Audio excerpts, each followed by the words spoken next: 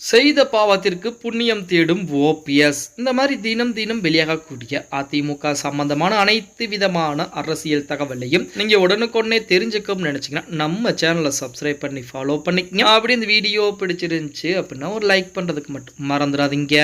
அனைத்து இந்திய அண்ணா திராவிட முன்னேற்ற கழகத்தை பொறுத்த வரைக்கும் நம்ம அனைவருக்கும் தெரியும், ஒரு காலத்திலே ஓபிஎஸ் மிகப்பெரிய ஒரு ஆளுமை மிக்க தலைவராக இருந்தார். தற்பொழுது எந்த ஒரு ஆதரவுமே இல்லாமல் பின்புலத்திலே அடுத்து என்ன செய்வது, எங்கே போவது, யாரை பிடிப்பது அப்படின்னு தெரியாமல் புலம்பிக் கொண்டிருக்கிறார் நமது அண்ணன் ஓபிஎஸ் அப்படின்னு சொல்லி. இப்படிப்பட்ட சூழலில் பண்ண பாவத்திற்கு புண்ணியம் தேடிக் கொண்டிருக்கிறார் அப்படின்னு சொல்லி அதிமுகவின் சார்பாக ஒரு தகவலானது பரப்பப்பட்டுக் நேற்று தினம் ஓபிஎஸ் அவர்கள் கோவை மாவட்டம் வெள்ளியங்கிரி மலை பூண்டி ஆண்டவர் கோயிலில் முன்னாள் முதல்வர் ஓ பன்னீர்செல்வம் கன்றுடன் பசுவை தானமாக கொடுத்திருக்கிறார். அதாவது பால் கறக்கூடிய பசுமாடு பிளஸ் கன்றுக்குட்டி இரண்டையுமே தானமாக கொடுத்திருக்கிறார். தானம் கொடுப்பது அப்படிங்கிறது பாத்தீங்கன்னா மற்ற பொருட்கள் எப்படி அப்படிங்கிறது தெரியல, ஆனால் இந்த பசுவையும் கன்றுக்குட்டியும் இந்த கோயில்களுக்கு தானமாக கொடுப்பதற்கு நிறைய காரணங்கள் சொல்லப்படுகின்றன. அதில் முக்கியமான காரணம், தான் செய்த பாவங்கள் அனைத்தும் தன்னோடு கரைந்து போக வேண்டும், இனிமேல் தான் செய்த பாவத்தினால் எனக்கு எந்த விதமான தொல்லைகளும் எந்த பிரச்சனையும் வரக்கூடாது, நீதான் கடவுளை பார்த்து கொள்ள வேண்டும் அப்படின்னு சொல்லி அதற்கு ஏற்றால் போலத்தான் தற்போது இந்த பசுவையும் அதே போல கன்றுக்குட்டியும், அதுவும் பால் கறக்கக்கூடிய ஒரு பசுமாட்டையும் கன்றுக்குட்டியும் வாங்கி கொடுத்திருக்கிறாராம்